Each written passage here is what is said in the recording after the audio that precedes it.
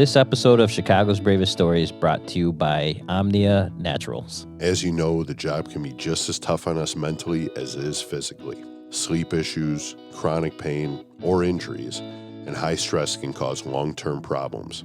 That's why Omnia Naturals created Rescue One CBD. These guys are firefighters on the job that have created a product from American-grown organic hemp and ensure their products have 0.000%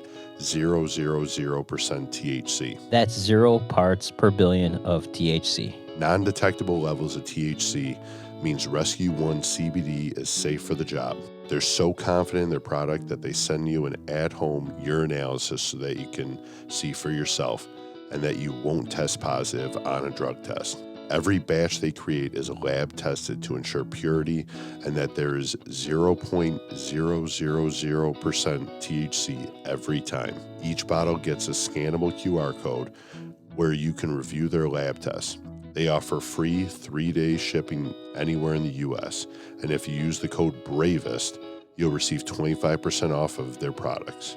Go to omninaturals.com to get your bottle of Rescue One CBD that's safe for the job.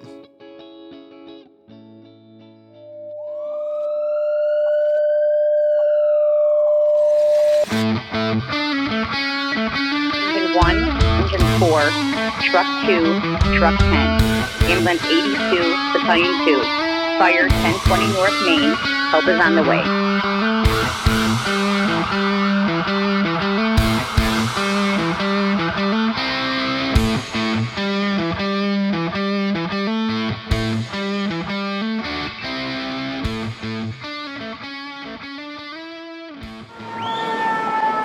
There was a stampede. 14 individuals were injured, transported. That's the preliminary number. That may change.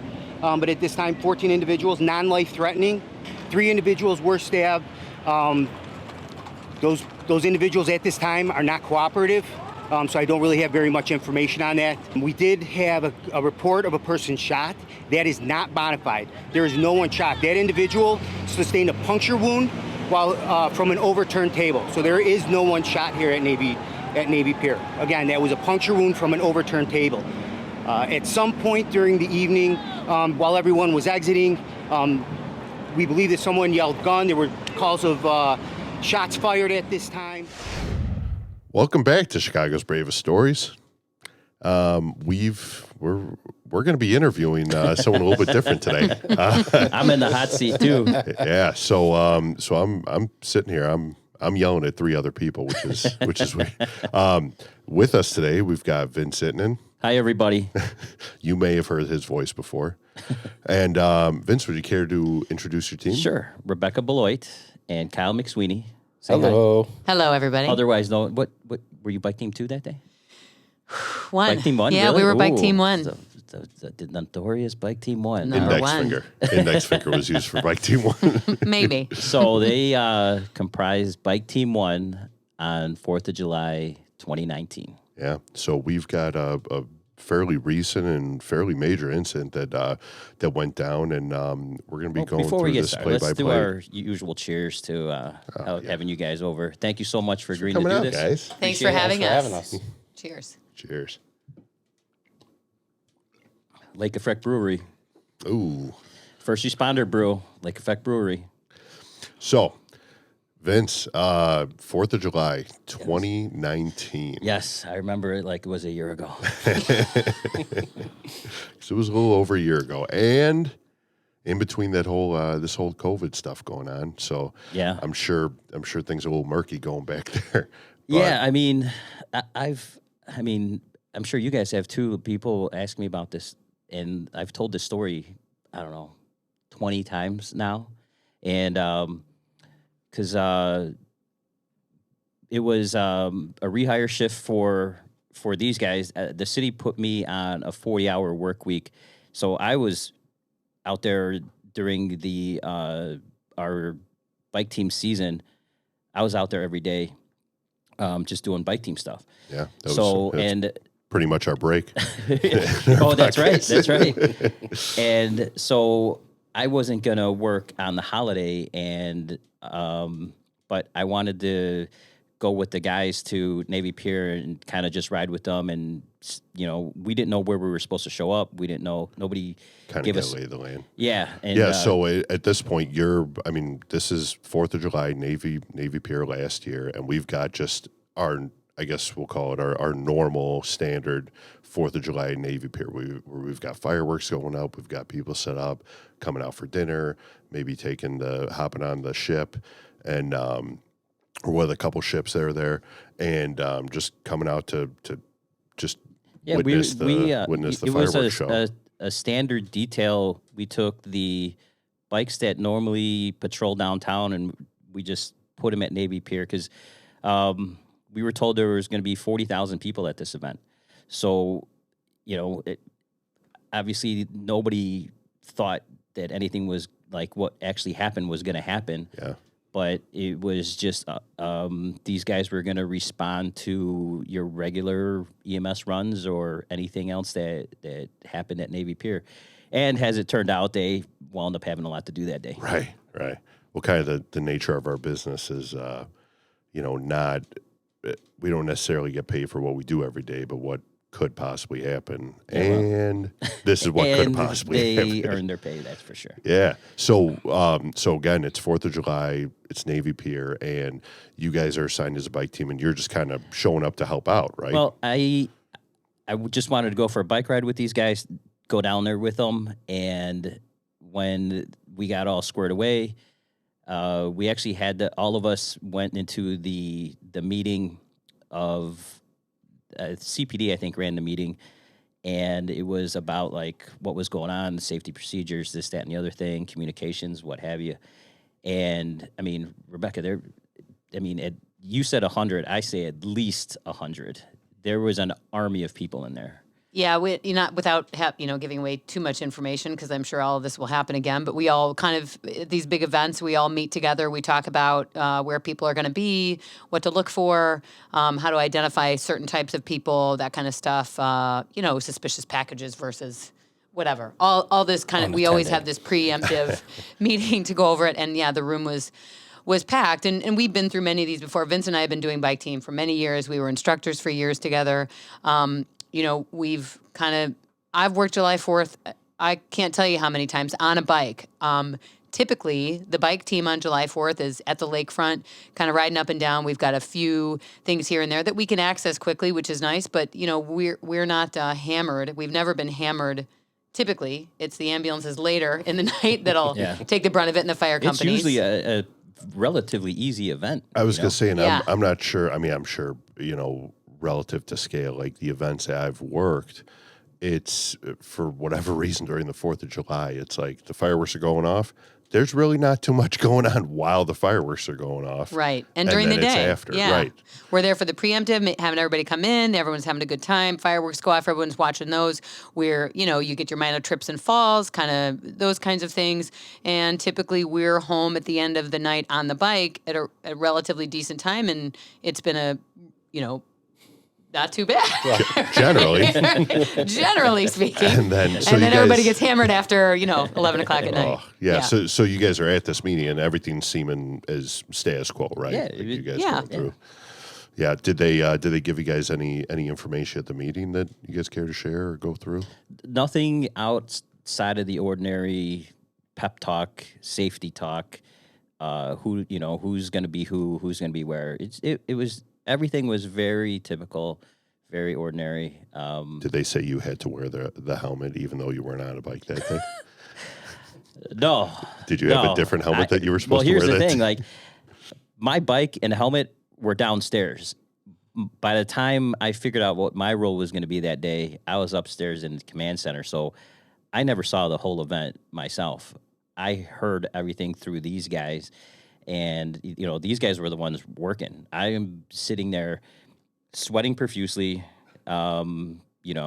Basically when this hit the fan, I'm crapping my pants because I was the one who was receiving all this information, and I had to disseminate it, and then I had to figure out how the best way to utilize these guys. And as we get farther in the story, I'm going to tell you, like, where the breakdown was of that up in that command center. How this shit show's going down. Yeah, because when it went south, it went south. Yeah. But So again, the meeting goes down, and you guys have your normal. So you're kind of hanging out at this point, right, Vince? Yeah. And then you guys were saying there's 2 bike teams that were assigned. Yeah. At this point, we have 4 members on bikes physically at Navy Pier. We have another contingency at North Avenue Beach, which is maybe a mile north of Navy Pier. Just an outlier, just in case of. Well, emergencies. they're actually working the North Avenue Beach detail, so they're at North Avenue Beach for anybody who gets sick, hurt, or injured at North Avenue Beach or that whole area. They're responsible for that whole area, all the beaches up there. Sure. And so we had 4 more members up there that will eventually make their way down to Navy Pier. Okay. And so Rebecca, you guys as a bike team, what kind of equipment do you guys have as a team of 2? Kyle, why don't you go ahead? You were the officer. You go ahead. Oh, well. Look Yes, at but he's we're a crosses team. over now. He has no he's done. responsibility. We're a team. We're a team. So we ride some pretty heavy-duty bikes. They're meant to, take a beating a little bit because the other part of that is we have lights and sirens packages on our bikes. So we can ride lights and sirens through crowds, which is helpful at Lollapalooza or things like that where it's really loud for us to get somewhere. We actually carry essentially anything you'd go into a 911 call on. We have that on the back of our bikes, an AED. We have an oxygen tank. We've got medication. We've got everything we would need on a run is on the back of our bike. So kind of like a slightly modified ALS. Essentially, jump yeah, bag setup. yeah, that's it. Airway stuff, everything. I don't know how much. Minus the monitor. Yeah, how much weight? 50 pounds. 50 pounds on the per back of the bag. bike. Yeah. And that doesn't Per bike? include your personal stuff that you bring with your different Right. days. So Right. There's some people who bring so many snacks that 50 pounds is now 100 pounds. You think you're, From the rider or from the snakes? I need my you- 7 water bottles and 3 Gatorades. I'd get thirsty. Yeah. So you guys have, and this is split between the 2 bikes. Yeah, so- but we each have that much weight. I mean, For sure. we're each carrying it. We deploy. We're kind of on air all the time, so we're just and we do have this. At the time, we were doing this daily. So, and many of us have done it times before. So you're on air. You hear something come in. If you think you can make it within kind of our response area, we'll say, "Hey, this bike team 1, we're going to respond to that," right? And especially along the beachfront, downtown traffic, that kind of stuff, we can make it into some of those things a lot quicker than a responding large vehicle. For sure. So, and then you guys are just kind of, I don't want to say dressed down, but you guys are dressed appropriately for being on a bike team, right? We get to wear shorts as medics. Oh, there you go. Hey. Shorts and polos. Shorts and polos. Well, they right. give us shorts, but then the uniform top is like, it's made to trap in heat. It's a sweatsuit. I don't know what It's a material this neon is, Here's your sweatsuit. saran wrap It's polo. bright yellow though. but when it's cold, you're freezing. When it's hot, you're hot. It's perfect- I don't know perfect what this stuff is made out of. But, So but so it's you bright guys yellow. so you guys are relatively dressed down. Yeah. Is there one radio between the 2 teams? Does everyone have a radio? We each have one. Okay. And you're still, Rebecca, you're still responding as the officer of that team then? Or is it Yeah, kind I mean, so we kind of distribute the radio communications because sometimes we're monitoring the lakefront channel, which is what the lifeguards communicate on down there. Sometimes we're monitoring the police channel. Sometimes, so we might, depending on who you're Split working with, duties you on might split what duties. goes Here's the run. Yeah, yeah, yeah. Gotcha. Because sometimes if I'm talking to someone, he might hear stuff on the radio that I am not hearing. For sure. And so he'll kind of. So you have it's important to have a good team, and certainly each of you comes up with ideas throughout the day. So although I'm technically the officer, I certainly rely on my partner to sometimes say, "Hey, maybe we should do this." In fact, later on, I mean, he certainly made a call later. I was like, "Absolutely good call," and Awesome. That's it. Yeah. So, and do you guys have like earpieces or how does that go down? We do. I wear an earpiece. Not everyone does, though. We used to have them. They used to get assigned to us, but then they kind of got away from it. So you have like the mic sitting in the middle of your chest. Oh, Unless so you had it's- your own earpiece. Yeah, so it's Or super acquired easy to one. maybe miss a call, I would imagine. Yeah. Or them If you don't calling have, for something. I try to get everybody on the bikes at least an earpiece.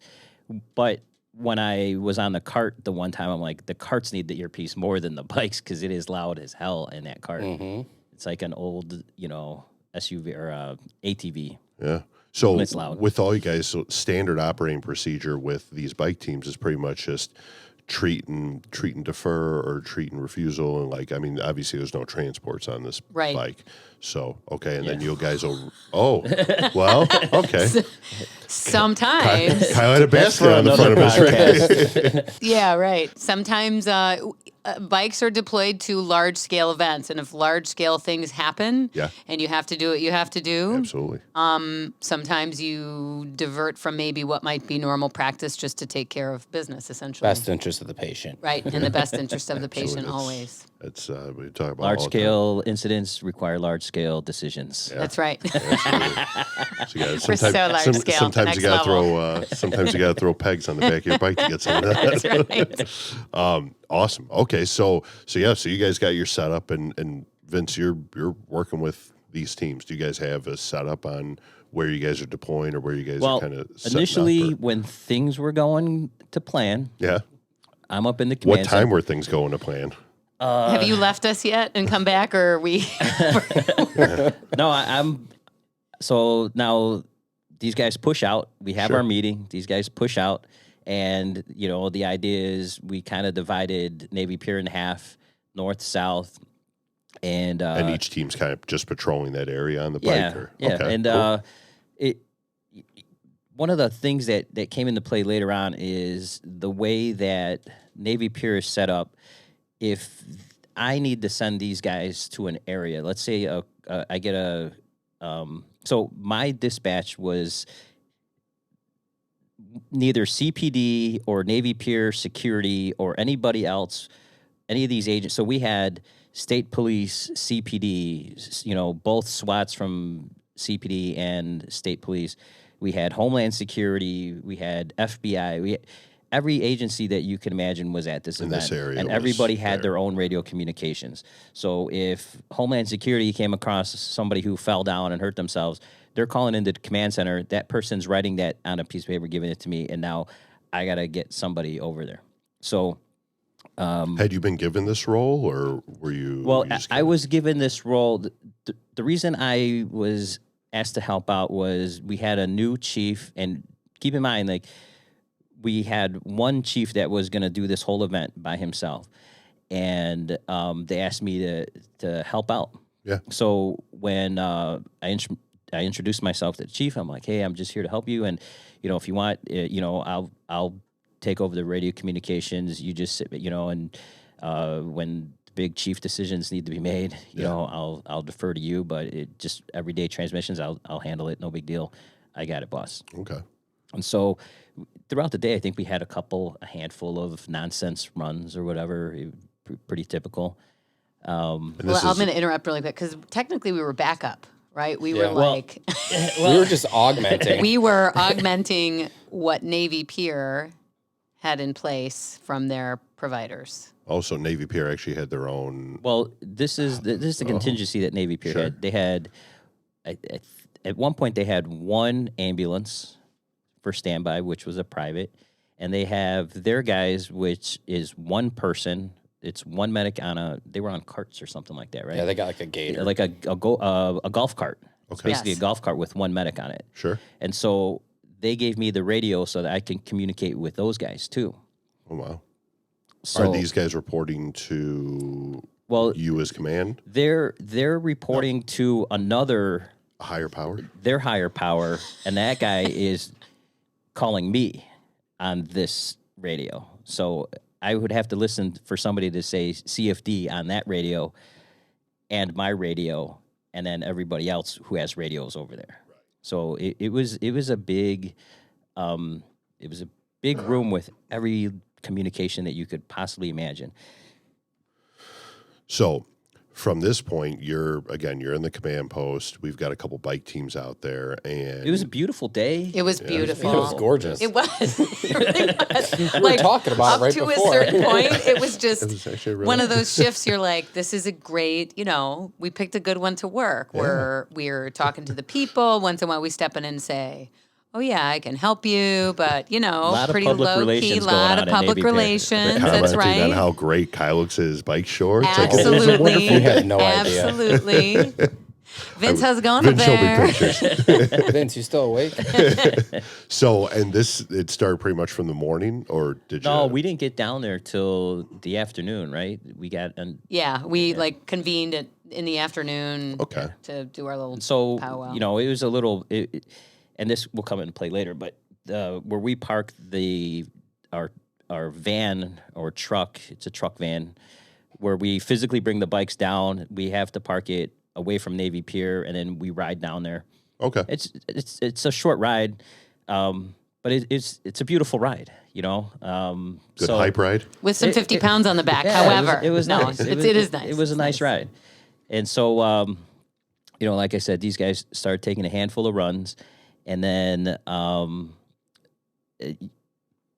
nothing really happened. Like everything kind of came to a halt when the fireworks are going off, and for people who have never been to Chicago or never been to Navy Pier, on 4th of July they put on a pretty extravagant fireworks display, and I think the fireworks display went on for almost 2 hours or something like that. It wouldn't stop.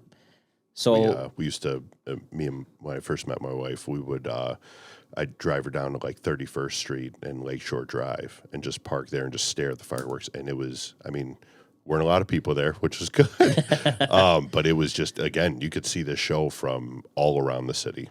The entire city, you could see the show pretty much.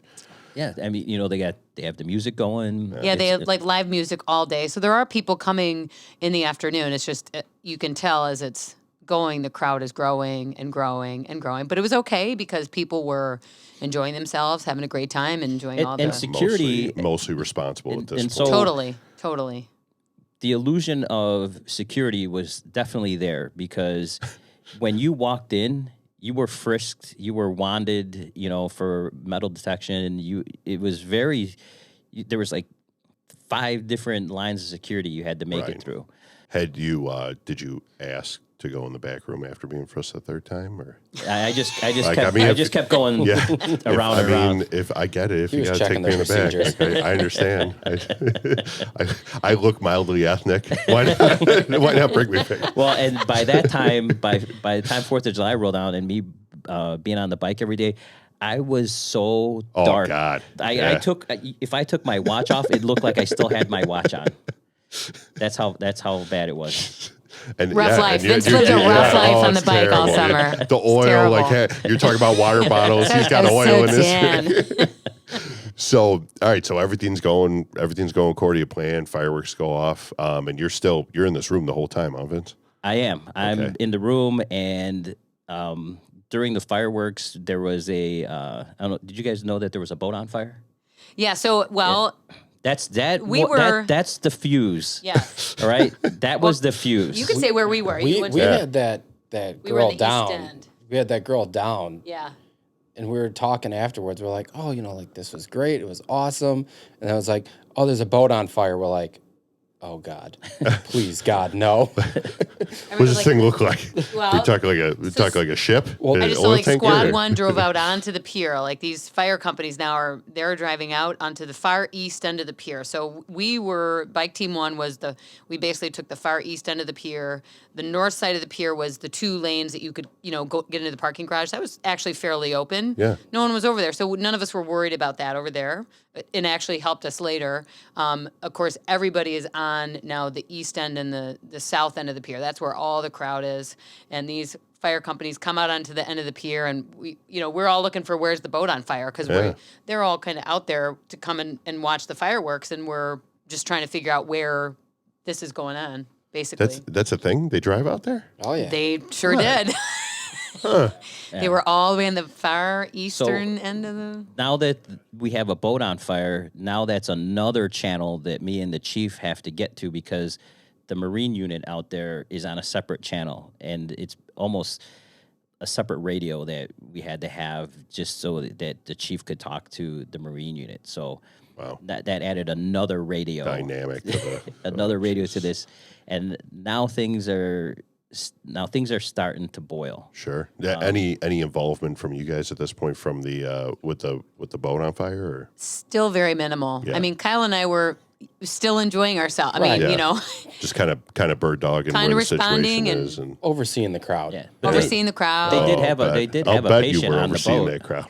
Yeah, they took somebody off that boat and they had to bring him to a pier and they had to transport that patient. Yeah. Did wow. Okay. So and then the ambulance ended up meeting out there. To Yeah, grab so- them, or do you guys? Yeah, we didn't take that one off the No. boat. Someone else did. Yeah. Or someone else did. Yeah. Is there like a you guys have like a place that you'll shuttle people over to for the ambulance to pick off? Like It's at that one particular okay, pier. cool. Yeah, Okay. so And then we did actually we had a CFD ambulance as well staged on the north side of the pier. So we had, if it came down to like we were supposed to be backup, we're backup. But if it came down to it, we had like an initial, if we Response get somebody, we had somewhere to take them to get them off of Okay. the pier. Okay. Cool. Yeah. And then so fireworks go off. Everyone's fireworks happy. go off, everything comes to a Mildly halt by the intoxicated. yeah.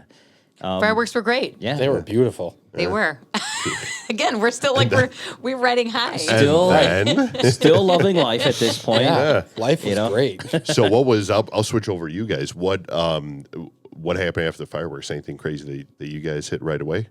Our whole day was pretty good. Yeah. Yeah. We had minor bumps and bruises, minor stuff. People down. A lot of backup for the Navy Pier teams because during the day, it was slower. I mean, it's not that there weren't people; it just was not a lot was happening as far as injuries and whatnot. For the most part, the crowd is like families and kids, Yeah. and Yeah. it's not a rough crowd. What was Kyle had to hang out with me, so you could. Yeah. It was, I mean, we just kind of rode around. yeah. We did a lot of riding. Yeah, we did do a lot of Yeah. ride. Anytime you work with Rebecca, you're going to ride for Yeah. a while. Did you guys are working out. It's a workout. She's like a anyway. pro. Did we're all pros here. That's right. Does this body say bicyclist pro? No. There are standards to be met on the bike team, by just- the way. I'm just trying to keep up, perversity man. aside, no? So, all right. So, what was after the fireworks went off? What was like kind of the first hot run that you guys had to deal with? Not a hot run, I wouldn't No? say. No. It was, you're now it's nighttime and people may have You had a drunk imbibed. person, right? Yeah, Did you have we had a a drunk drunk person. Okay. Yeah. So Which is nothing really typical, overly- expected. yeah. Expected, not a. Especially for the end of the night on the 4th of July in Navy Pier. But like what bread it and did butter. do is kind of take our. I think at that point is when every ambulance that had been pre-staged was out of business. Yeah. They were essentially all at the same time. They all kind of left Navy Pier now, Okay. and we Thinking were the party's over? Or? no, just they were used. Oh, okay. And we hadn't, They were used for like silly runs like that, yeah. So then what? So in the meantime, Vince, you're getting cards, or how are you? What are you The dealing cards with? are coming in, but nothing out that I couldn't handle. Nothing outside of the ordinary, and Sure. And again, all of these different agencies are just jotting down handwritten nonsense notes on a information. piece of paper, whatever piece of paper they could find. Sure. Yeah. And they're handing to me. So Okay. when we got the drunk lady, I got a person down, and one of the issues that we were having up there is somebody would relay the information to me, and it would come in as kiosk 10, whatever, and I'm like, that doesn't help me. How can I tell these guys, hey, Rebecca, go to kiosk 10? Right. I need to get her closer some other way, you know. We need like, landmarks. yeah, like where is this in relation to the big Ferris wheel? Right. Where is this in relation to Harry Carey's? Where is this relation to this?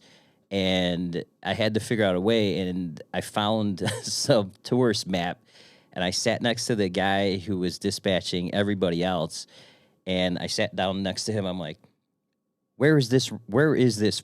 Take your finger and physically point on this map where it is. Mm-hmm. So he would look over, he would point to the map, and then he'd go about his business. So now at least I physically know where it is in Navy Pier.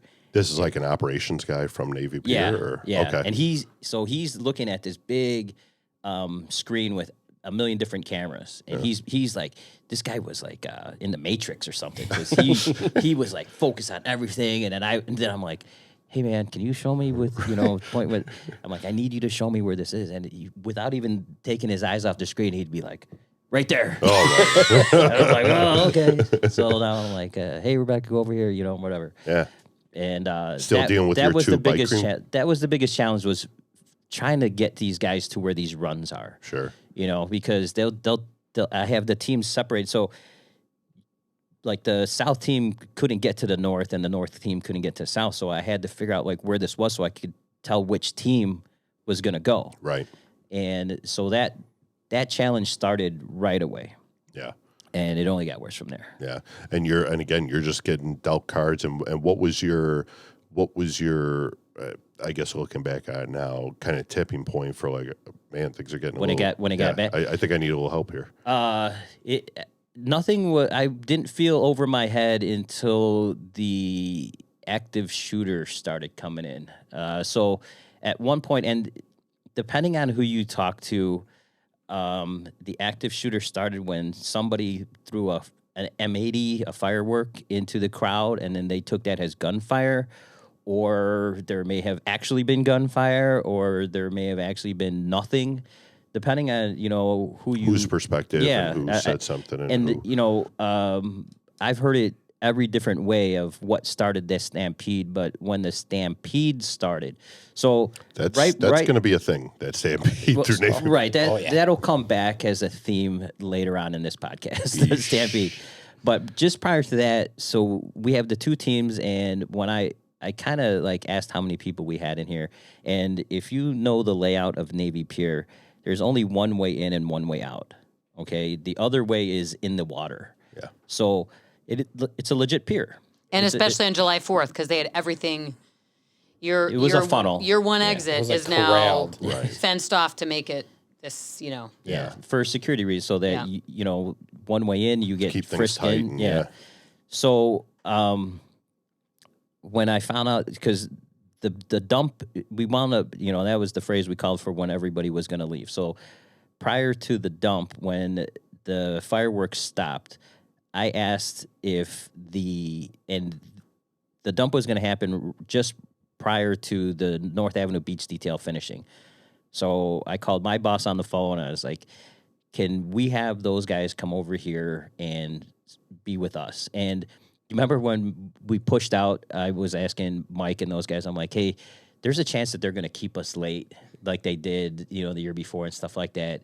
And those guys were like, we're getting paid overtime. Yeah, we'll stay, no problem. So I didn't feel bad about asking those guys to come down because, it would have been within their right mindset to of where leave. they were. Yeah, they were already in for the day no matter what. Yeah. So I was like, hey, guys, make your way down here when you wrapped up over there. And so this was just in case. This was just in case because, I mean, he had a sense. Yeah. He must have had like some. I don't know how. Like, I was like 40,000 people. I started doing the math. 40,000 people. I got 4 alive guys here.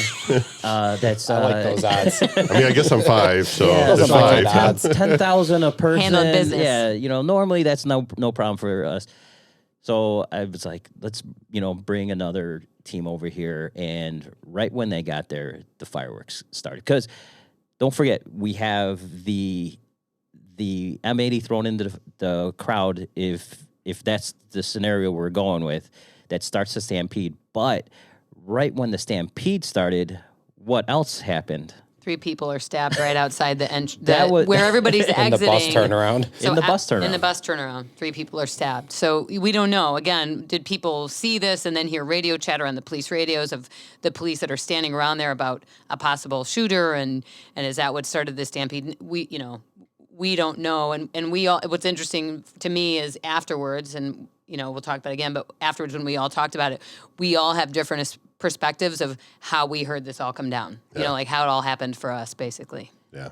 And we were talking about it. It was like a Tarantino episode that we're doing right now. Yeah, well, like things aren't bad enough with the stampede, but now you got a legit stabbing. Right. Like this wound up being a legit stabbing. 3 With 3 legit people stabs. stabbed. Right. And when With 3 people, when yeah. I start hearing from the different agencies what's going on over there, I didn't want to just send one team, which consists of 2 people, to 3 people stabbed. Yeah. And I'm getting that they're still stabbing. I'm like, they've been stabbing 10 minutes. Right. Like, how is this Well, like it's like a good Jason movie. Cuban knife fight, So I was like, Can't see I that. didn't want, I think I can't remember who I sent, but I sent the one bike team, and I don't know if it was the cart or something, but I just knew that I didn't want 2 people showing up. Right. I was like, at least 4 people, they have a fighting chance of, if anything, if this goes south. Yeah. So I sent 2 bike teams over, and then the bike teams are getting back to me saying, this is legit. It's bona fide. There's people stabbed here. Yeah. I'm like, oh, terrific. Terrific. We can handle this. No problem. Yeah. And then right when that happens, I don't remember which one happened first, the stampede or the stabbing, but I specifically remember the stabbing was like the firework that sent everything going Into a south. tailspin. Yeah. So you've got your bike teams responding, or a bike team with a cart responding. Yeah. I got four of our members now going to this stabbing. Are you having to deal with normal fire department EMS response on the other end to get ambulances there, or how does that work for you guys? 40,000 people are leaving Navy Pier. That became a problem real quick. So you have to understand the logistics of this push out of 40,000 people coming out, and now the streets have turned into sidewalks now. You can't drive down here. Every ounce of concrete is now filled with a person, a stroller, a child. Right. It is like Mardi Gras. Squad car. If they're not stampeding back towards us, they are walking out on all the streets that you would use for access. So what did you guys end up making it out to the stabbing, or? We did. So actually this is we were on the east end of the pier. So we were Vince had been talking to us up to this point saying, how's the crowd doing? How are we looking? Because we were basically the sweeping team, let's say, that was just kind of following the crowd from the far end as they were going. We're like, Picking we're up good. We're stragglers. getting we're, numbers are starting to look smaller. We're making our way. Numbers are, whatever. Now we're at wherever we were kind of here. And then we hear this all start. We hear the stampede, and we look at each other like, "Oh, well, that's not good." And we were also like, "Let's get over there because this is going to be a thing." And I think for Vince, I have to commend him so much on everything he did, and it was probably very hard for him because we're all used to being in the middle of what's going on, right? To be sitting in a room and trying to quarterback from the blind spot, right? Not having any visual on what's going on was probably painful in some ways. Because you want to be there. You want to be. You want to be there. You want to be with the guys. You know so much more when you see it, right? When you're trying to make decisions from what people are telling you, it's right. And he did amazing. So it sounds terrible up in the ivory tower with cold water right. bottles, and right. I'm sure it was a fucking nightmare. Right. To be it was terrible. I was getting a stomach ache from all the sandwiches I was eating there. Yeah, all with that room filled with no knives. After 8 hours, Vince's like, "Oh, hey, you guys want something to eat? You've been out there for a little while." You guys got me starving. I've got a couple half-eaten sandwiches I can fire over to you. I didn't want my whole. I'm allergic to peanut butter, so here's a couple of PB&Js. Right. Actually, Kyle said, he looked at me. He said, "Hey," because we were thinking about the stampede coming towards us, and we knew if we start riding into that, we're on toast on bikes, right? Yeah. We're gonna It wasn't going to end well. No. So he actually said, "Hey, we should go around to the north side," because we knew Free basically and clear. wide open, free and clear. So we hoofed it. Yeah. Yeah. Oh you yeah, know? just dropped in. We went around and we just rode, and it was open, so we just hauled and got up to the front, kind of right when it was Chris Hunter and Kyle Castelny were kind of at the stabbing, and so we ended up on the stabbing too after other people, but and now we're actually on the other side of the stampede. So now the stampede's like behind us. It's very weird how that all worked out, but yeah. So what are you guys dealing with the stabbing? If you guys can even really talk about it. Initially it was, where were they? Because we heard They bus, were turnaround. They were getting called to inside a bus. Mm-hmm. And they got to the scene, and there's how many buses? 50? Maybe. The bus turnaround was... Maybe. It's called the bus turnaround, all right? And there's no buses moving, so these guys had to go find the stabbing on the bus in a fleet of buses. Which wasn't even, I don't think, the actual bus turnaround. Nope. It was actually, the bus turnaround was on the, let's say, north side of the pier, and the road where the buses drive is on just, it's the swing around, basically, and that's where it was. So we all went there first, and then thinking, where, you get kind of pointed by civilians over here and directed by him. You see other crews, and you're like, oh, maybe they're there. Yeah, they're or see just shrugging their police shoulders, too. And there were some police officers there we knew. Yeah. So... Oof. I've fallen for this trick, like meet me by the bus depot thing too. It's never good. It is never. It is good. It is good. Vince is the one who calls though. So, wow. So, did you guys end up making your way to a patient then at that point, or do you guys ended up finding him? Yeah, so I think Bedlam. CPD actually started care. They It did. was a white shirt CPD. A sergeant that, yeah. Grabbed a tourniquet and put it on the one guy, and we're like, wait, why are you covered in blood? Are you good? Yeah. Like, you okay? He's like, yeah, I'm good. It's his. I'm like, oh, okay. There he is. good. Found him. Nice. Yeah. And then, did you guys get assigned a patient then? Did you guys have to deal so with any of that? at that point, there was an ambulance kind of pulling up. There were a few stabbing victims. The other ambulances were trying to get in. Again, it's so chaotic. You're trying to remember exactly what happened. Oh, yeah. But and it feels, I know it was just a year ago, but it feels like. Well, I thought it was 2018. Yeah. When you asked me, I was like, that's 2018. There's no way that was last It's year. like, this is July 4th, My 1957. 2020's been like 5 years long. I think I was at the bar having a sarsaparilla. And So we made it into the stabbing victims, but they were managed. The other teams that kind of handled it, they were starting to put them. I think initially they put all of them, or at least a couple, on one ambulance just to get them out, to go with the flow of essentially pedestrian traffic towards other ambulances that were trying to get in towards Lakeshore Drive. Right. So that was that, and then the calls all started to. Yeah, I mean, Chris and Kyle were rock stars that day. Just like Yeah. everybody, there wasn't a single bright yellow shirt that wasn't didn't at the bring their top A of their game that game, day. man. It was, I couldn't have been working with a better crew that day than these. Everybody was so top notch that day, and everybody was so focused. It was ridiculous. And if Navy Pier during that incident wasn't the perfect scenario and perfect implementation for bikes, I don't know what was. Yeah. Because you couldn't get an apparatus down that pier. You couldn't. No way. You couldn't be running around. These guys were running around getting patients all over that pier, and the only way to get there were on bikes. And like the response time was ridiculous. You know, I'd be like, "Hey, we got somebody down over here," and then next thing I know, we're on scene. yeah. I'm Wow. like, "How'd you do that?"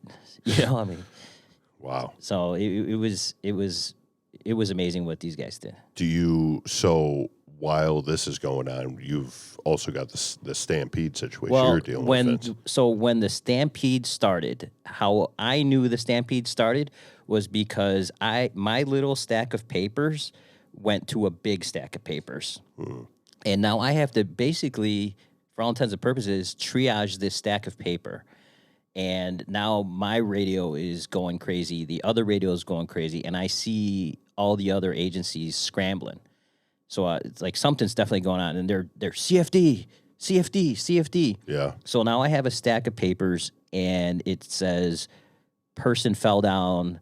One of the ones that was one of the very first ridiculous ones that I got was a unresponsive pregnant woman. Do you guys remember? And I think that was one of the first ones I sent out. And I'm like, and you guys, I don't think you guys could find it or something like that, but a lot of these were unfounded, or they just get up and go. Because don't forget, you have almost as many police as you have civilians here, and every one of them has a radio. And when somebody, during the stampede, when somebody went down, they immediately got on the radio and said, send me CFD. So I was getting so many of these runs. And plus, I got to imagine the hierarchy of all the people there. Every nonsense person injured call just lands in your lap. There's no cop that's what I'm saying. The stack I got could huge. I could deal with this ankle sprain. Right. Just everything, you might as well be holding a garbage can. Or you got a where cop they're going to just do firing something. stuff. Somebody says to him, "Hey, I got this." The cop calls it in, but he has to move on to do what he's still doing. Right. And then that person says it again to a different cop, and that cop calls it all into. So you're getting 5 calls about the same Right. person. And they're probably all being described differently, which makes you think right. that So again, now you got instead 3 of different- 5 calls for one patient, I have 5 calls for 5 patients. Right. So that started to add up quickly. And in the middle of it, I started getting better at deciphering what these runs were. And when the stampede started, we were getting a ton of calls from Harry Carey's restaurant. And that's when I asked Rebecca, remember when I was like, can you go to Harry Carey's and just triage and tell me if this is legit? Because half of my stack is they're down at Harry Carey's, for this, that, and the other thing. Because Actually, that yeah. wound up being where everybody ran to, right? That was like That the was- Alamo for most of these people. Yeah, it was sort of where they all ran, and then that was where everyone kind of calmed down and could look back and say, okay, well, I don't hear anything, so what's going on? And actually, what was happening a little bit was, so we had gone to the shooting, now we're getting called by Vince, like, check this person out, go check this person out. He and I are kind of, you're trying to stay together as a team, but there's so many calls coming into, you're like, you check that, I'll check this, and then you come back together and you're trying to stay together, but you're also being separated by this crowd that's just going crazy, right? So It's got to be hard for you guys to stay together as a team. and the let radio alone- is crazy. You're hearing so many different things and so much different stuff. And then, so now we're starting to make ourselves back. And I actually was hearing people kept calling in and saying, we've got 2 shot at Harry Carey's, 3 shot, 4 shot, all this stuff. And I'm hearing it. And we're standing right outside of Harry Carey's. And I just keep, I keep like trying to talk into the radio, but they getting say cut off every communications chance. is Yeah. always the thing that fails, right? And I cannot get through. And all I'm trying to do is get through to Vince and say, we're right here. We're right here. Right. Don't send 20 ambulances yet. Like, we're right here. Yeah. And then finally I got a break and I said, Vince, don't send anybody yet. We're literally standing in front of Harry Carey's. Kyle and I are going to triage, and we'll get back to you and let you know what's going on. He's like, great, Rebecca, you got it. Cool, you let me know. And that was kind of... managing that situation. Yeah. So what'd you have out of Harry Carey's? We had like 2 minor injuries. Okay. And the other good part, Chris and Kyle showed up with us too, the other bike team. They had done all their business up front. And so we had done up our business front, and now how I said the Stampede was in the direction Behind away you, from us. yeah. We start following the Stampede. So that's how we ended up at Harry Carey's, and we were saying that, and right as I said it, Chris and Kyle pulled up, and so we all just took a section, and we dispersed. We said, okay, go look to see what you have in Harry Carey's, in the restaurant, outside the restaurant, wherever, come back here, meet, and we'll calculate, let Vince know. So we did that. And then we let him know, like, don't send anybody back. We're going to handle it. And actually, Chris and Kyle took off. He and I stayed with the patients. The other bike team took off. They ran and grabbed stair chairs off of the ambulances that were, getting in now. Mildly close. And Now they're a foot team. Yeah, they were a foot team. They went from a bike to a foot. The good part about that is Vince is talking about trying to figure out where all these patients are. Those 2 guys, well, they knew exactly where the patients were. All they had to do was get the stair chairs to get them out because neither of them could walk. Right. So they went, grabbed the stair chairs, came back, got them, took them out, and, we kind of swept again, and that was kind of, ended up being kind of the end of that. But Rebecca got back to me, she was finally able to get on the radio and tell me that they had a couple patients, because don't forget, we've already started with 3 patients, and now these guys are finding a couple more. So I looked at the battalion chief, and I'm like, Chief, we need a plan. And so for the listener who doesn't understand what that means, is an EMS plan gets us 5 more ambulances to the scene right off the bat. So we get 5 more ambulances, we get another engine, we get a chief, and we get our big chief was already on the scene there. But so I just get the resources started. Now, when we get these resources started, these ambulances can't get to Navy Pier. They physically cannot get there. So our big boss was there, and I was like, you have to let me know. I can't. So when I call the plan, part of my responsibility is to set a staging area and a tactical channel. And I didn't know where to set a staging area because I couldn't see. Right. And so I kind of put that on him. I'm like, I can't see what's going on down there. Can you tell me where our staging is going to be? Good point and is, he came back on the radio, goes, there is no staging here. it was Chief Flynn that came because he was he was. He's like, I'm going to get back to you. I'm going to have police work on it, but right now there is no staging here.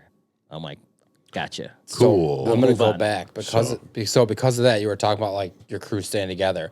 At one point, I remember the 3 stabbed were in the back of one ambulance, and I think they had a candidate FPM with them too. And like I looked at her, and she just had that like look of fear in her face, like, oh God. So I looked at Rebecca. That's what I said. I looked at Rebecca. I'm like, I'm gonna jump in the back until they get around to the other side. She's like, I'm like, watch my bike. I'll be out in a second. Before they move, I'll be out. Well, then it started moving, and I'm like, The ambulance. Yeah. I'm like, oh God, like, no. So I'm like, okay, how far are we going? You know, you're in the back of an ambulance trying to look, you can't see anything. And I'm like, all right, how long have we been driving? It felt like forever. We literally went 150 feet. I get out, I'm in a whole new area. I have a whole new like landscape. I'm like, oh God, where am I? And where's my Where's partner? my bike? Where's my bike? partner? Where's my I partner? don't care about my Right. bike. I'm like, where's my partner? Right. I'll take the ride up for the Yeah. bike. I'm like, where's my partner? So I finally end up walking back around the front, and I ran into Rebecca. I'm like, okay, there you are. Because she was trying to call you at that point, Vince. Because I'm like, she's like on her radio. I'm like, hey, I'm right here. I'm back. Where's my partner? But I mean, I think at that point too, we were surrounded by police and other Yeah. medics, and it was just kind of, you know, we did get separated for a minute. That was, you know, that's always a concern. But I also knew like we're all kind of. But of course, you look right. You're like, okay, well, I'm not going anywhere until I know for sure that he's close by, and then Not stabbed. Even with like everybody had like perfect radio discipline at that event, but just the bikes, we should have gone to another tactical channel. Yeah. But even as disciplined as the bike teams were that day, it was still hard. Like Rebecca's having a hard time getting to me because so much stuff is going on right now. Everybody's checking it. Everybody's got something. So Yeah, all while of this it is was- going on, we've still only got the 3 teams there, or do we, We have got- more people? we have- 3 teams and multiple ambulances. we have coming 3 in for, bikes and a cart. Okay, So And ambulances are starting to like get through. Trickle They're in starting to as they trickle in. can. Yeah. Yeah. So and- we've called. So go ahead, Rebecca. Oh no, I was just gonna say. I mean, at some point too, we were kind of shuffling people onto carts and saying, "All right, you're having like panic attack or asthma or whatever the case may be. They're not doing too bad. Get on the cart. Get you. I mean, in some of these instances, I think you just want to get them out of the crowd. Half the Right. time they end up walking away. They're just freaking out or whatever. There's a lot going on. So you know, I think you just say get on the cart. They're going to get you away. They'll assess you further away from the crowd. And then a lot of times what happens is 3 to just 4 leave. people on the cart say, I think I'm good. I'm going to go. Right. Which I don't in want to go to these- the hospital. Right. Sign here. in these large scale incidents, it's perfect, right? Right. I mean, they are okay. They're just stuck in this awful situation and gets the best of them and they start, you know, panicking or whatever the case may be. And so, So we go to a plan right away because with their 3 plus, like they're finding more people like who need to be transported. So by the time I'm keeping track of the math in my head, and I wanted the battalion chief to make the call. So I said, because I'm working 3 radios, and I go, Chief, can you pull a plan for me? And he kind of looks at me. He's like, what? A plan? I'm like, yeah, I'm Chief. I'm like, that's just the start. I'm like, hang on to your hats. it's about to get real. Yeah, I'm like, hang on to your hats because we're getting 5 right now, and we're getting other resources. So he's like, okay. And he gets on the radio. Next thing I know, you hear the alarm office by the orders of the 1st Battalion or whoever it was, EMS Plant 1 at Navy Pier. And so, being on the other side of it, that all the other crews working around, like Ambulance 11 and, 41 and 42. These downtown 28, ambulances. 74. They're hearing that. They're like, oh, God damn it. What's going on over I there? think the first ambulance I got there was from the south side, though. yeah. I want to say it was like 24. Well, 24, I believe, was supposed to be there initially as one of the standby ambulances. okay. But there was some kind of mix-up, and they didn't wind up getting there till late in the party. So Or when the party started, however. Right. you when the look at party it. started, yeah. So now we started the plan, and that's a kind of a big deal, but Yeah. manageable, no problem. And so now these guys are still out there finding more people. There's more people to be found. And the patients keep stacking up. Rebecca and Chris and Kyle and Dan and Mike, they're all like, I got another one. So I go to the battalion chief, I'm like, hey, Chief, I need a plan 2. I'm like, get on that radio. I'm like, take us to a plan 2. And he's like, Which plan gets 2, you, what? which gets you what else? 5 more.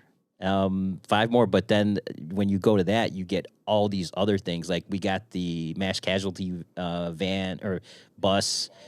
Yeah, 8812. We get Chiefs coming in, fire big- companies coming big in. Chiefs Yeah. Chiefs start moving in. So The ones that weren't there already started coming. You're like, oh, yeah, and so they made the staging area at the downtown firehouse, and they just had ambulances staged there. And then as we started calling them in, they were coming in one at a time, grabbing somebody and then taking them out. But I think they wound up being a bunch of peds, weren't they? Like, weren't the stabbing victims kids or something like that? There was 2 teenagers and an adult. Teenagers. Oh, wow. Yeah, were the stabbing, and then the stampede. I mean, thankfully, because we can kind of laugh about all this now.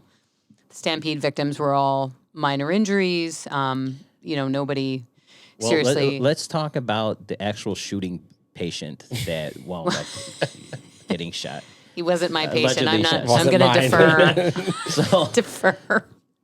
This guy comes in as a shooting, and I hear the police officers on the radio say, "Yeah, he's got a wound to wherever, gunshot wound to the leg, his leg, his butt, or whatever." And then it starts coming in that this is not a gunshot wound. So during the stampede, this guy's running out. A table had flipped over, and the metal leg he Just ran gored into him. it. Yeah, basically he got gored. If you're not a conspiracy theorist and you accept that as truth, pretty sure we won't go there. Right. We won't go there. But that was the shooting victim that everybody talks about of the infamous 2019 Navy Pier 4th of July incident. Large caliber table. Yeah.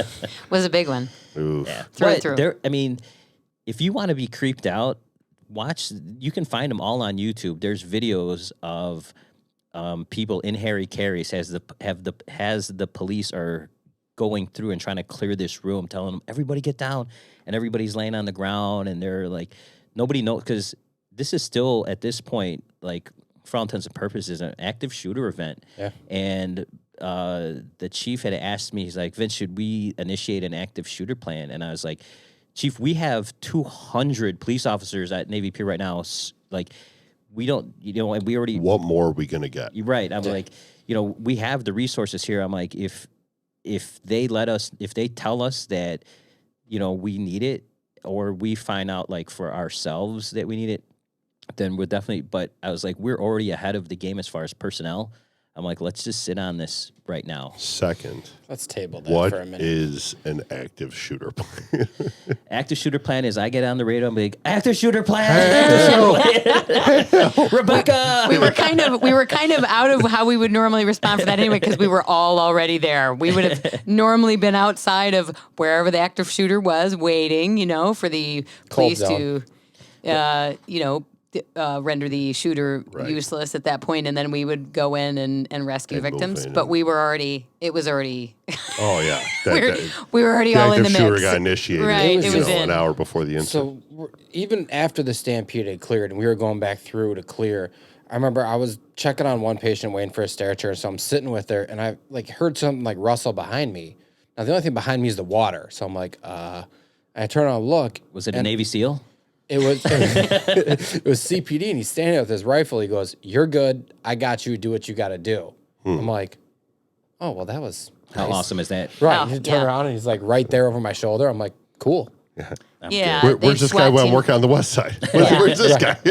I mean, they had SWAT teams on the boats. They were all circling the pier because, of course, those boats out on the water, there's no check for them either, right? They're kind of free, coming in freely and going out freely. So you've got, and there's a lot of protection. I have to say, you constantly see it from our perspective. We know what to look for, and we're like, okay, there's somebody, right? But I never felt in danger or anything. I did certainly feel like it was chaotic, and you think, okay, how bad can this get, right? And you just got to do what you got to do and hope for the best. And in the end, I will say, I thought everyone that day I worked with, I did like an amazing job. Just as Vince said, A game, on point, thinking about how to, what's going to work best. And great. I gotta say, it's always funny talking to other people and thinking about ourselves, like how often we're most comfortable in that barely manageable situation. Like not unmanageable, but like where you're like, yeah, I mean, like we're hanging on.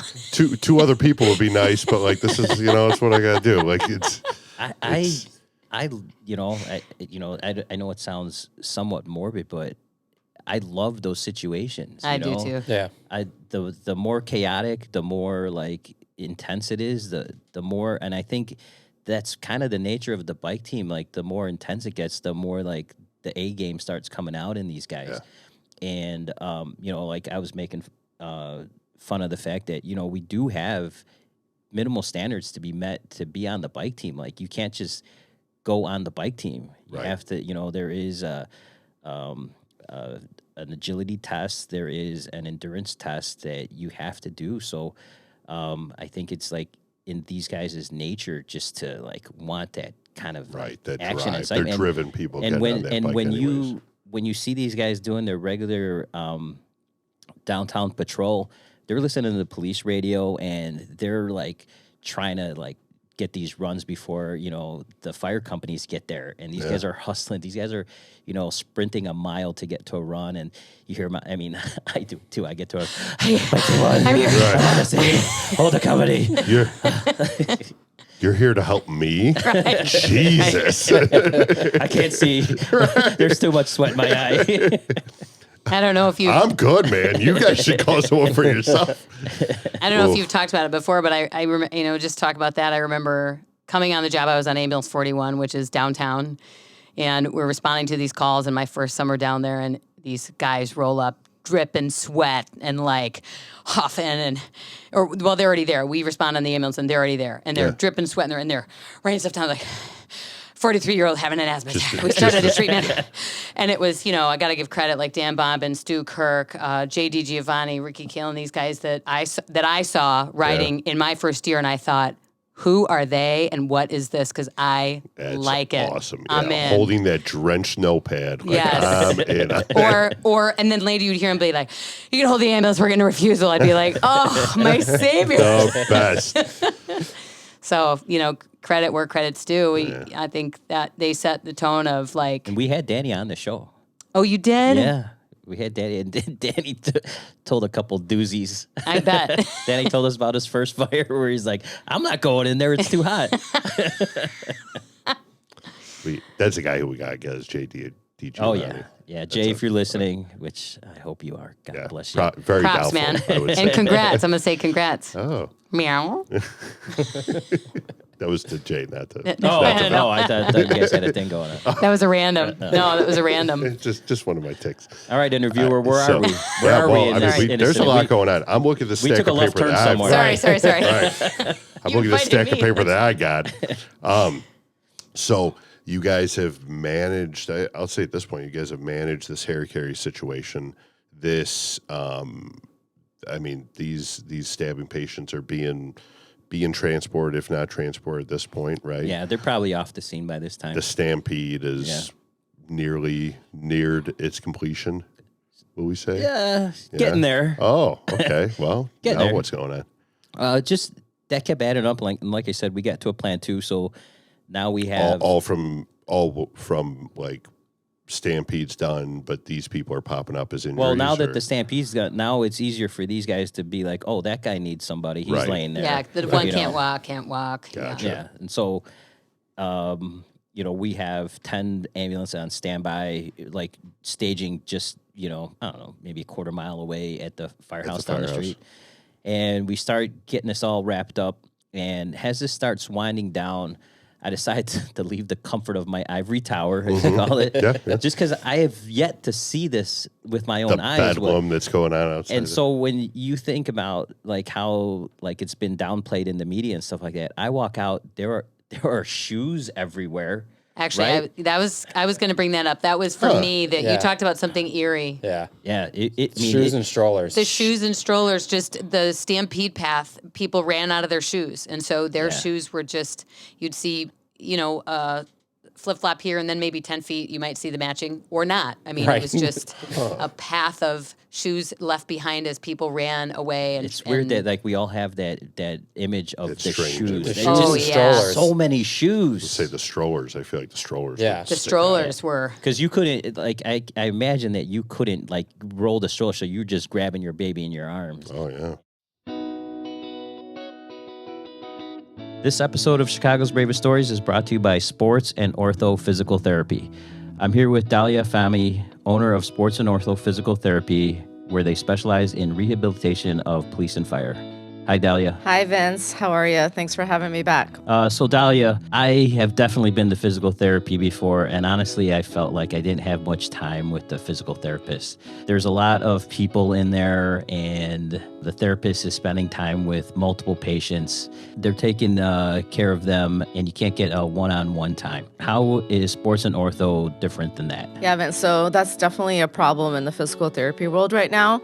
Unfortunately, healthcare is money driven. And when we talk about corporate America, it's all about packing those patients in more than a priority than giving quality one-on-one care. So that's exactly why I opened Sports and Ortho 17 years ago. I'm a physical therapist first and foremost, and I really believe that patients should have one-on-one care and that, they should really have some aggressive therapy to get them back to where they wanted to be. So the way that our clinic works is that we have our patients one-on-one with the therapist for 45 minutes and then another 45 minutes out in the gym making progress on their flexibility and their strength. What are you doing during that 45 minutes, during that one-on-one time? So we are all manual therapists. So that means that we're all trained in all sorts of soft tissue work, joint mobilizations, trigger point dry needling, all that good stuff. So during that first 45 minutes, we're hands-on with our patients doing whatever they need to get results. Yeah, I definitely never got a full 45 minutes of hands-on therapy, much less 90 minutes of full treatment. Yep, well, that's what sets us apart from our competition, patient care over corporate profits. Well, there you go, everyone. There you have it. You can make an appointment at Sports and Ortho PT and at any one of their 7 locations, and you don't need a doctor's referral. Check them out at sportsandortho.net. So thanks, Dahlia, for coming in. Thank you so much, Vince. Thanks for having me. Okay. Welcome back from Rebecca's pee break to Thank you. I'm Chicago's. so sorry. Not to pimp her specifically out. In Iowa, we have ditches, but here I have to go to the bathroom. She's a country girl. This modern toiletries are new to her. Oh, it's so weird. Indoor water. plumbing. Indoor plumbing. I mean, it's barely above. I hope you guys don't mind. I peed in this water fountain. I gotta tell you, like, There's actually a sign on the one upstairs that says, the lever's broken. If you don't know how to flush it manually, stop using it. I literally took a picture. I'm like, this is awesome. it's nothing We spare but no class expense for around you, here. Kyle. Yeah, no, it's No expense. Right in my wheelhouse. Well, I added to the class by going into the men's restroom because it was closest. So Is that what you identify as today? not the move. I gotta tell you, I went to I went to the girls' bathroom because I needed to blow my nose. A couple weeks back, I was like, oh my god, they've got soap in here. Like it smells nice. really? Like, yeah, oh yeah, See, you messed up I by made a doing bad that. choice. Oh, you've chosen poorly. Boy. Yeah, She felt right back in the country. Don't worry. I did. I felt like this is my home. Yeah. I We all don't need share. a toilet. I just need a hole. Just That's whatever's laying That's around. it. So everybody got a new drink. We refreshed. Fresh. So where are we? I mean, The Stampede is over. There's Stampede's shoes over. everywhere. you Flip-flop guys are dealing with shoes. shoes and flip flops. So And strollers. while this Shoes is all and going on, strollers. anything besides that boat fire, anything else out on the water that you guys have had to deal with at all? Or is No.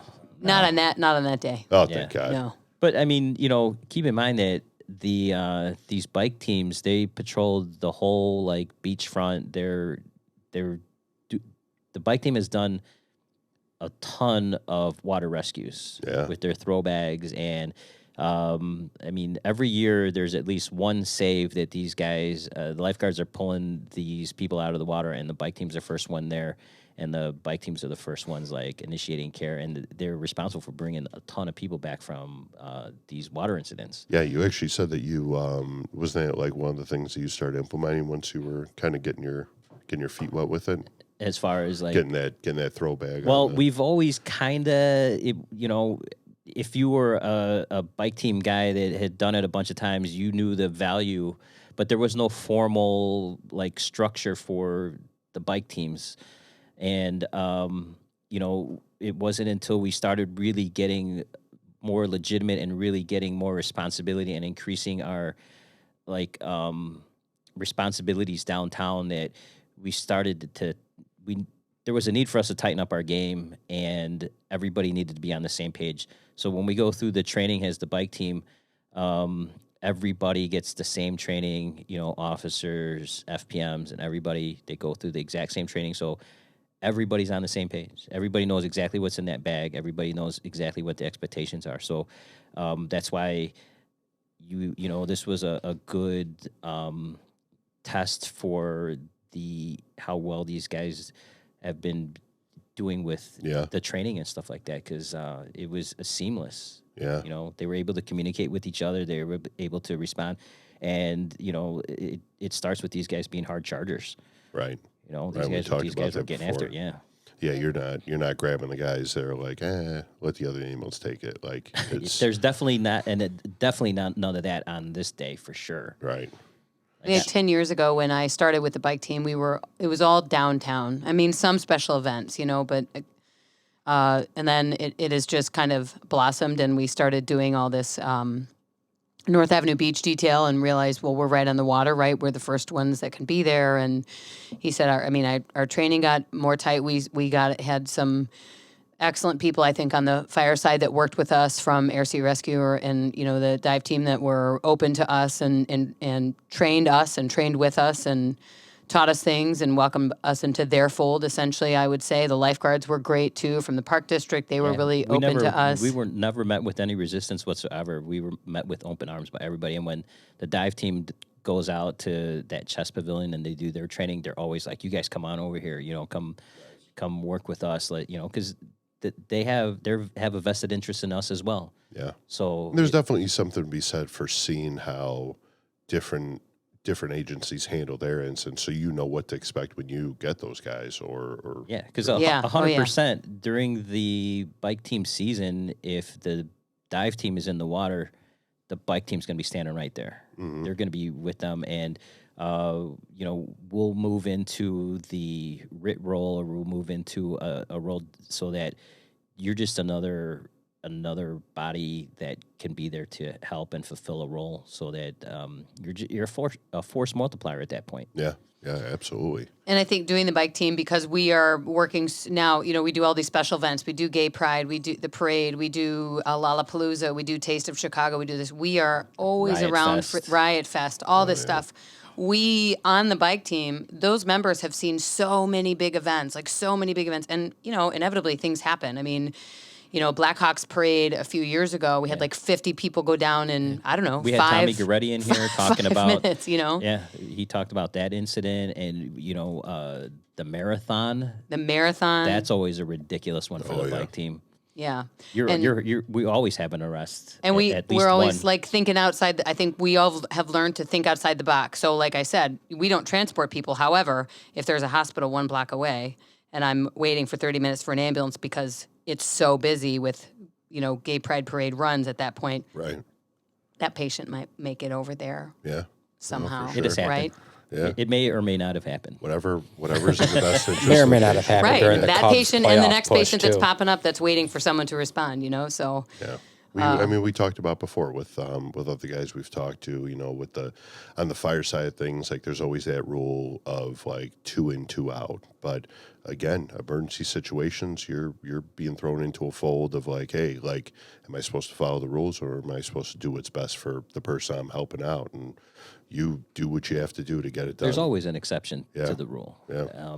And it happens. And for paramedics on bicycles, the big thing that, I like seeing with like myself or any of these guys is like what Rebecca said, like getting out of being a paramedic on an ambulance mode and getting into being more of a free thinker, because your situation has changed dramatically when you're a paramedic on a bike. We had like basically a high angle rescue the one time when this guy was hanging off the fire escape by his ankle. This drunk guy was hanging there, and and this was the person down for the unknown cause in the alley. Standard. And, Awesome. Yeah, he fell, but he's dangling there by his ankles, like stuck in the grate of the fire escape, and the bike team's first on the scene. Yeah. These guys need to, and to be a little more free thinkers. And, if you're still in ambulance mode, you might get there and you're going to be like, can you send a fire company to help us? Right. We have a guy hanging from the fire escape. you know. Right. But you know, I've seen these guys just When go to time work. is a luxury, that's great. Oh, but, these yeah. guys are ridiculous, and that's what I love about this bike team, and that's what you know makes all these people gravitate toward, because you know you really get to do cool stuff. Yeah. No, it sounds like it. And then every now and then you go to 4th of July at Navy Pier and shit hits the fan. Yeah. Right. Yeah. It's a great day. So yeah, so bring it to that. Bring it back. So again, we've got just a mass of shoes and strollers. What are you guys dealing with at this point? I think it's just like now they have a lot more help. They have a lot more manpower. So you got a bunch of Crews are actually able to make their way into. Yeah, now they're crews in. are walking around with stair chairs, right? You have people more help bringing, because prior to the help getting there, which they had a hard time getting there, the bike teams, like, you know, they talked about Chris and Kyle went and they were a foot team. They were just taking a stair chair, and there's picture on the Sun Times of these two on the bikes with their bright yellow shirts working a stair chair, bringing a patient out. They were just going in, grabbing a guy, bringing him Shuttling out. Yeah, just shuttling patients back and forth. And so it was just basically a mop up for the end. Mm-hmm. And, you know, I walked out and I was like, holy crap, the mass casualty thing is here. Like, every top boss Who is called here. for this?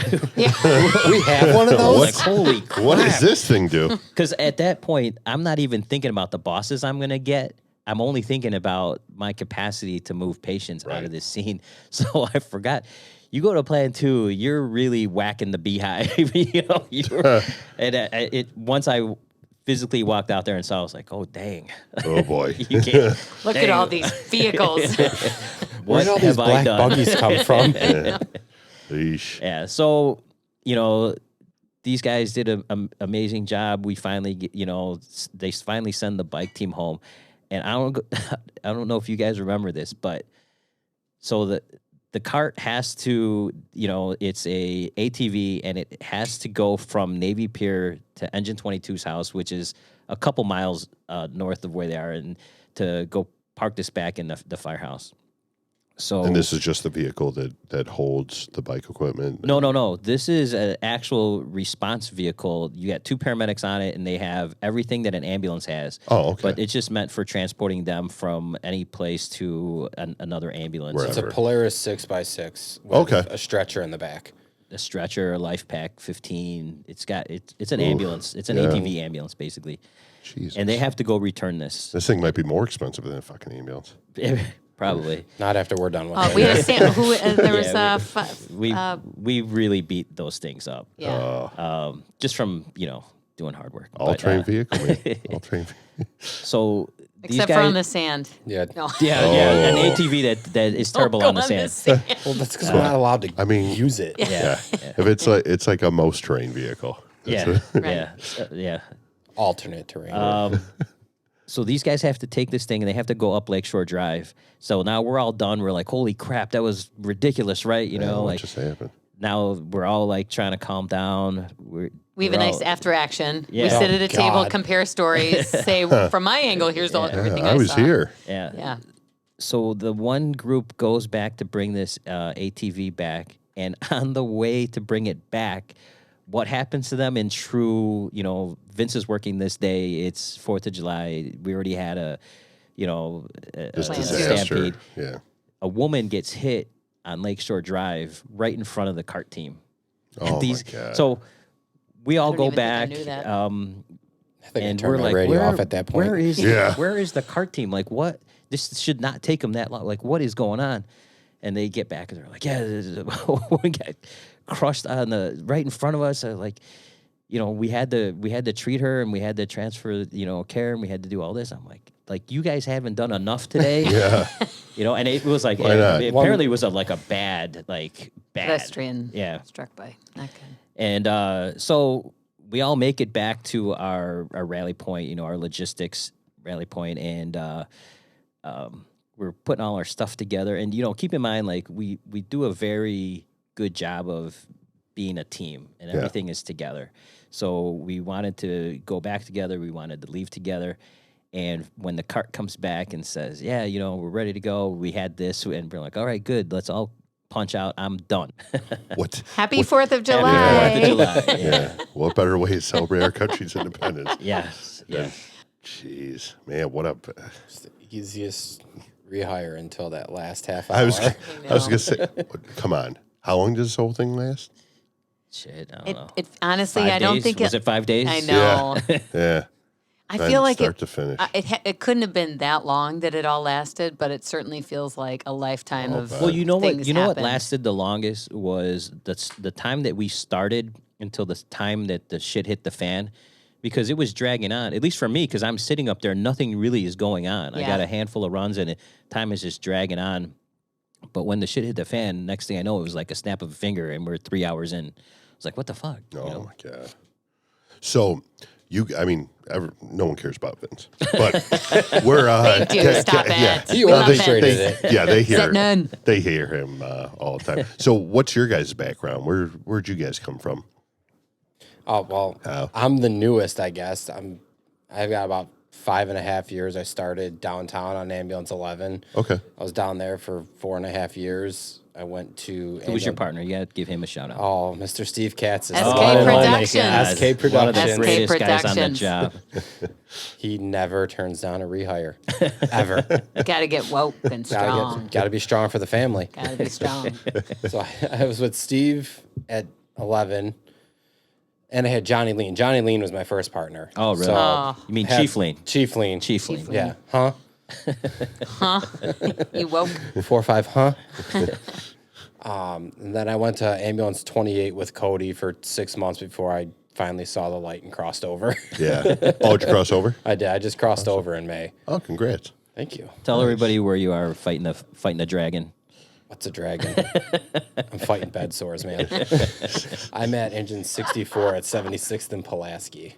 Doing it down there. Or not doing anything. He's doing something down there. Strong. I'm getting my sleep back. It's retribution. You are owed it's all- some. It's all coming back. So, and how'd you start off in the fire service? Was it from? Oh, I From here? started off in a little village in the southeast suburbs called the Village of Phoenix, which is right in the middle of Harvey, Dalton, Riverdale. Those guys don't have any fires out there. No, never. No. Never. No. So I started there. I worked at Central Stickney for a couple years, and then the city called, and like an idiot, I came running. Well, you talked about you're a Southside boy. So yeah, was it always kind of the dream to be on the fire That's service? Or? where it all started. wow. My uncle retired with 29 years off the ambulance, and he goes, "You know what? Go get your medic. It's going to be the easiest way on the job."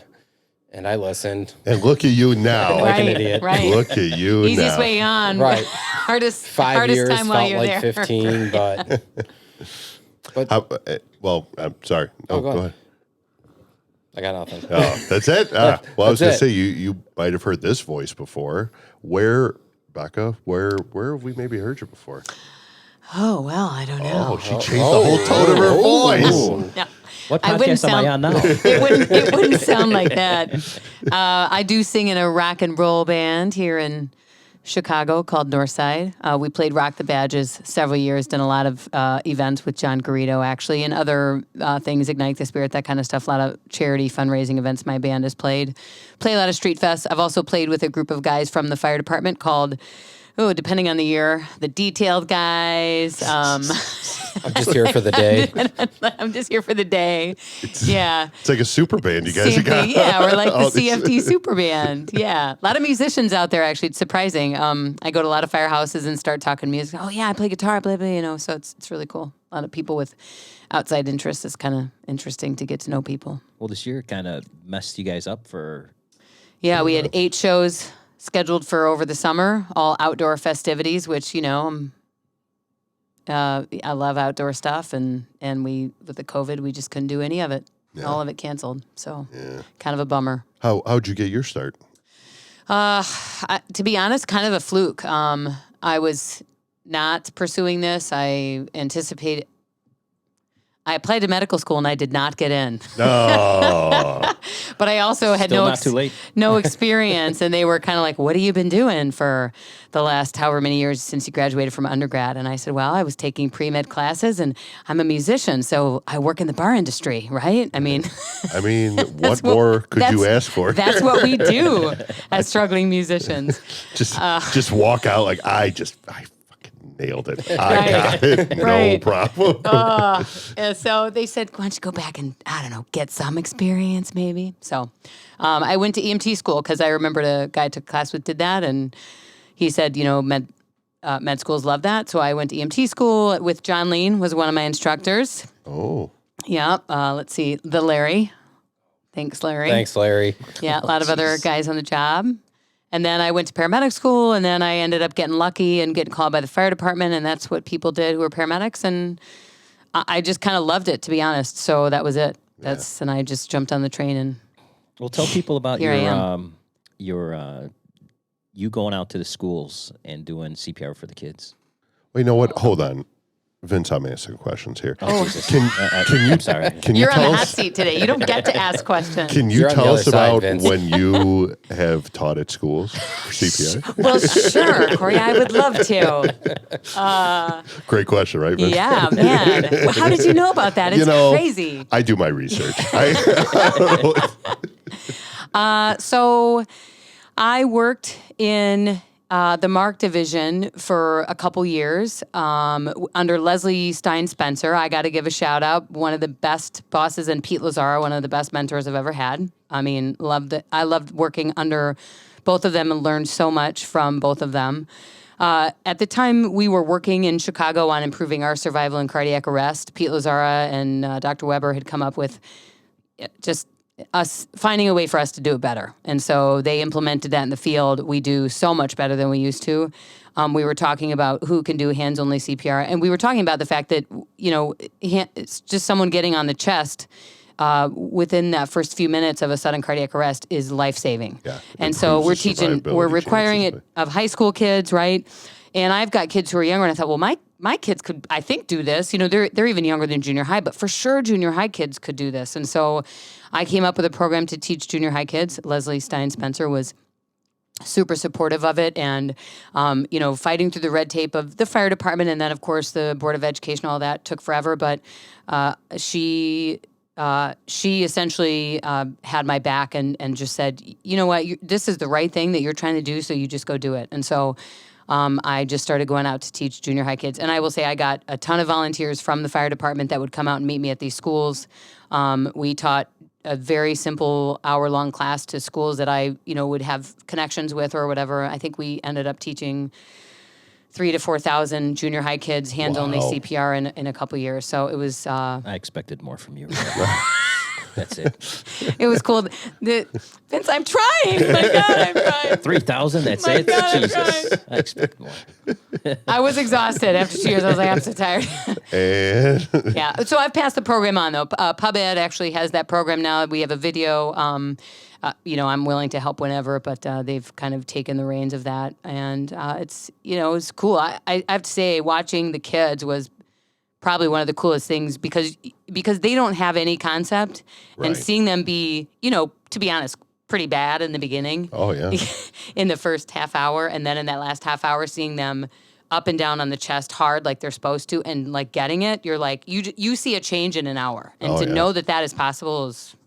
That's really, got to really. be wild because, I got to imagine at that age, like junior high, like these kids are in that situation where, I feel like they're still pretty, I don't know, like they probably feel powerless over parents and adults and stuff. But to give them that where they're like, oh man, I'm doing something. I'm you've actually got affecting something. empower them, right? Yeah. Start young, and they're going to get it in high school. But now they're going to go to high school and be like, oh yeah, wait a second, I did this in junior high. Those kids, I wish I could have taught everyone. Yeah, I got Just three, I didn't 3-year-old meet, I didn't meet Vince's expectations. Yeah, 10,000 was my number. What about that? that's kind of where I started thinking about talking to people is that number. But you think about if a junior high kid actually had to implement the skills that Rebecca taught, that would be a life-changing event for a junior high kid, don't you think? Oh yeah. So, I think that comes with a cost too, don't you think? Like, yeah, this kid may or may have not saved. Like, let's say it's a worst case scenario for a junior high kid. He gets on the chest, he's doing his best, and he doesn't get this person back. Like, that kid is gonna need some therapy, don't you think? So you're just really hammering Rebecca. Well, here. I know. I I'm just saying, know. like, but I'm just saying, it's an important thing. Oh, yeah. That you're arming this kid with like a life-changing skill. Yeah. And I think the biggest thing for me is, and I would say this to them too. I would say, I don't know that I would say this, but I do think at least you feel like you weren't standing around doing nothing. Right. And we're not going to save everybody. You're not going to save everybody. We're not going to save everybody. When all But cylinders are firing. at the end of the day, you can look back and you can say, I did everything I possibly could have done to change that situation. And you have that in your head. And I would try to empower them and say, this is the option that you have. Yeah. Standing around and doing nothing, that will be a terrible thing to live with. But if you can live with the fact that you did everything you knew you could do, and we don't win everything. I mean, that's the bottom line. Not everybody's meant to be a superstar, Vince. Yeah. Some of Drop your unattainable standards, Vince. Jesus Christ. You will turn it. You will convert every cardiac arrest. that's right. Only the weak don't survive. I mean, really, it's population control now. My 3-year-old, she Grace the Tank nearly puts me in arrhythmia every time she's like wrestling me. I totally could see that going down. Like I'll just be hanging out, like I'm doing something on the couch. She's like, sneak attack, and just grab me by the neck. I'm like, oh God. Yeah, well, that's what I wrestle with my son taking jujitsu now. Oh, that it's very much. You remember the Pink Panther where he would have Kato like. He hired him like to sneak up on him and like sneak attacks just so he would be always on his guard. Well, my son does that to me, and he's very close to choking me. Like, I'm to the point where does he know CPR, Vince? No, but he will now. Now that teach him. The further he moves on in jiu-jitsu, the more he's going to have to learn more first aid. But, before, when he was little, he tried to sneak attack me. I would just, like, shrug him off like a fly. But now he's getting bigger, and he's more... Beat it, nerd. He's more advanced in his jiu-jitsu. Now that chokehold's a little deeper, a little forceful. The vision gets a little narrow, So, Corey, I know what you're talking about when you're a 3-year-old. Oh, God. Like, really but you were known for your weak chest. I like, and yeah, smack talking almost right? everywhere else. Weak too. It's just weak legs. Just not really much around the shoulders. I'm not really bringing too much to the table. I can tell you, my 7-year-old's got a great right hook. Oh, I'll tell you what, I'm doing the same. My wife wants to murder me. I'm doing the same. I'm like, she'll like walk out the door. I'm like putting on. I got like the UFC fights, and like, I didn't know girls do that. I'm like, yeah, girls are super, like, I'm an empowering guy. Like, girls just beat the shit out of people all the time. And like, why are you pointing at me right now? And like, and I'm like teaching her the hook. I'm teaching just my youngest. My oldest is like, Dad, I don't. That's boy stuff. But like my youngest, geez, God help. She's in. I don't even have to love it. worry about a guy. Like she'll beat the shit out of this guy worse than I would. Like, I'm not even worried about it. Well, what else we got? Anything else you guys want to? I think that wraps it up. I just want to thank you guys. I can't thank you guys enough for being on here. You guys are awesome. And, thank you guys. I'm glad that we actually were able to tell this story. Like, this is the first time I think that I actually chatted about this story to people who were actually there with me on that day. And just to be able to have, like, your perspective as opposed to mine, which was no perspective whatsoever. Ivory Tower. I'm happy being able stuck. to talk to the people who are actually doing the work is pretty awesome. So thank you guys for coming on. I really appreciate it. Oh, And Vince, thank you for your service. Thank you. Thank you for thanking me. CYSYS. Vince had me with free beer. Oh, be honest. It doesn't take a lot. I had to do what I had to do. And to now get the these party guys in really here. starts. Yeah. So thank you. And thank you, Corey, for being the moderator for this special episode of Chicago's Bravest Stories. Special. Well, thank you guys very much for joining us. Now, before Steve yells at you, do you have to do like a thing? Or yell at you for not yelling at me?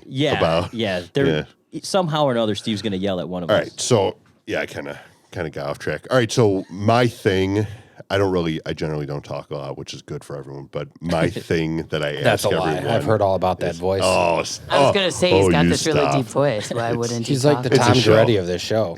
Well, him and Jason Patton had a thing the other day in the studio. Like, He got weird. yeah, Okay, oh cut. yeah. Did you get Talk lost deeper. in Weird. each other's eyes? I didn't see him, but he heard me, and I knew what was going on behind the Which is Oh, even I better. did just listen to that one. Oh yeah. Oh, boy. You could tell. Remember when he stops and is like, wait, who's the deep voice guy? Yeah, you could tell the pants were getting tighter on the other side. Oh, You knew yeah. there was something Oh, going my on. gosh. So, I mean, not from my end, but Lies.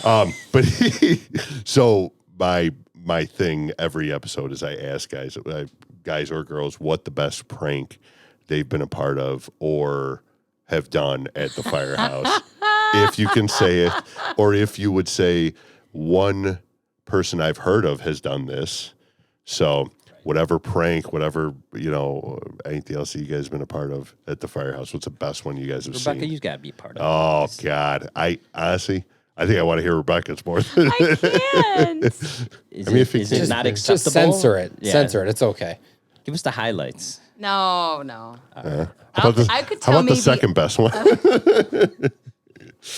I got to think about it for a minute. All right, Kyle, all right. you go ahead. You've been around, man. I know you Southside boys.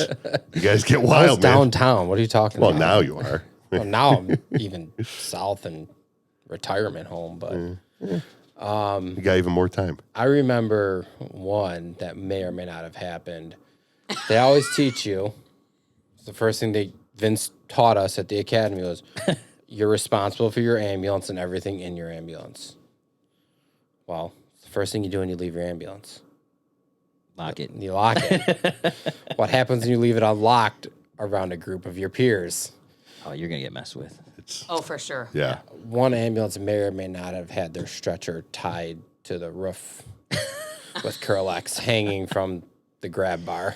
Curlex. Curlex can hold a stretcher. Yeah, sure. I mean, it might. Yeah. It might. It's I'm been assuming tested. It's It been works. tested. The theory has It been works. tested at one point or another. But That must have been How quite the did sight said? when you open up the back of that. Oh yeah. How did said person find out that I'm not going to say. when they but arrived on their call? It was a cardiac arrest. And, I mean, it's the second story, so it's like halfway there. I mean, you think the knocking around in the back would have gave it away. oh, But, Jesus. You guys didn't find it till late, huh? Oh, it wasn't me. Someone. When I say you someone. guys, Somebody. Figuratively. Perhaps. figuratively. Yeah. Allegedly. Allegedly. Allegedly. It's not what Coming you in. know, it's what you can prove in court. Yeah. Come on, Rebecca. Coming at you. I mean, lots of little small things. Honestly, Sure. I have stories of other people, I would say, more than I'm not so crazy, I don't think. I'm just, but. God, okay. she is downplayed. I could tell right now. She's got a nugget in there, I- Corey. Keep mining. I can't wait until the Keep microphones mining. go off. I can hear the actual stories. Oh, can I tell a non-work related story since course. it would have nothing to do with the fire department? 100%. Sure. Okay. Is it funny? Oh, yeah, I think Then it's funny. let's do it. Okay. Maybe it's even a fire department, not the fire department. Well, so I used to sing, right? I still sing, sing, but yeah. I used to sing in I've done various things throughout my life because I was a professional musician who worked in the restaurant bar She's industry. using air quotes right now. Right. For those of you who Right. can't see. But now But there's I- video. But I did these shows one time at a theme park all summer, and we used to run out. There was one part of the show where I would run out on stage in a trench coat, and I would pretend to flash everybody on stage. And so towards the end of the season, of course, I've done this show 500 times, and I'm thinking, I'm going to kick it up a notch. I mean, that You sounds... give the people what they want. That's right. You're an You know? But entertainer. not the people in the Right. audience, it's the people on stage. Oh, yeah. And so I ran out and I flashed them. But the best part was nobody knew it was coming, and then they started laughing and they couldn't sing anymore. So it was fun because So it was an actual showstopper. it was a showstopper. Legitimate. Yes. A legitimate showstopper. And I thought it was hilarious. And of course the production manager out front is like, "What just happened?" And So I have no idea. your band members, Yes. you got them. That's who you got? No, these were like college people. I was Oh, in their even better. 20s. Yeah. Yeah, not prepared Power for of it. boobs. Yeah. It's amazing. It's amazing what it carries. Yeah. One So- trench coat. That's all it took. One trench Yeah. coat. They'd seen it a million times. It was nothing. Right. Until that day, it was a little more something than they anticipated. Well, just it was coming from left field. It wasn't. That's it wasn't right. what you got. Sometimes you got to mentally prepare yourself for what Right. you're gonna. It's all about you got to play you got to ride this road for a long time, and then you do that one thing, and has just particular it's the impact. catalyst that just runs it. Right. Corey talks about the long play quite Oh, often. big Yeah. fan of the long play. Yeah. I mean, when because it's telling the story. You know, Yeah. like it is. You're setting this thing up. I started 5 months ago talking about this. You know, and you're like, oh man, that's awesome. Well, yeah, Vince. Well, we have video, so oh, yeah. thank you guys. We That's want to my mic thank up there. Yeah, Bill and thank you, TJ guys. for doing the video here. And why don't you give out our website and do all Yeah. that So stuff that again, Steve's thank you over guys with. very much for tuning in. Please make sure to visit the website www.chicagosbravest.com. We've got merchandise on there. We've got T-shirts. We're still raising money for Ignite the Spirit. Yep. So all the T-shirt, the Medic Up one, those are going to Wounded Warriors for in the name of Brian Bardsley. We're still doing wristbands. We're still doing We're still doing wristbands. wristbands for that. All the money for that is going to go to Ignite the Spirit. What are And we've got a couple other people that we're giving money to with the wristbands for mental health. Yeah, it's the mental health goes to fire charity, which ours is Ignite the Spirit, and the other police charity. Yeah. So yeah, pitch in, help out. Anything's appreciated. So thank you guys so much, and thanks you guys again for being here. Really appreciate it. Thanks for having us. Thanks guys. for having us. The opinions and views are that of Chicago's Bravest Stories podcast and their guests. They do not necessarily reflect the views of any municipal governments, fire protection districts, fire departments, EMS, or law enforcement organizations.